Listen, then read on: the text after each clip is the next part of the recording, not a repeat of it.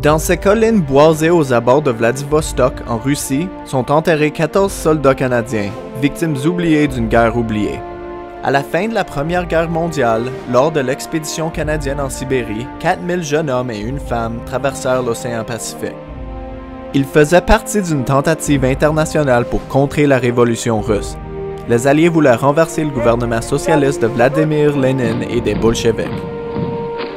L'élite canadienne considérait le bolchevisme comme une menace à ses intérêts, puisque Lénine avait déclaré que la propriété privée, les usines et les banques seraient nationalisées.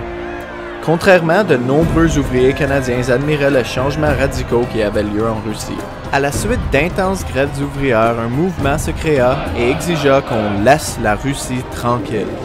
Les centaines de soldats assistèrent aux réunions de protestation à Victoria avant de quitter le Canada.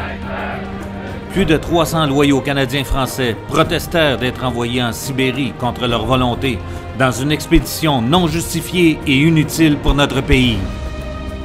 Cette rencontre unique entre les conscrits canadiens français et des socialistes de la Colombie-Britannique se transforma en mutinerie dans les rues de Victoria le jour où les soldats allaient s'embarquer pour la Russie. Ils partirent du camp Willow avant l'aube, mais s'arrêtèrent au centre-ville en criant « On n'y va pas en Sibérie !» Dans la mêlée qui suivit, le commandant du détachement tira un coup de feu.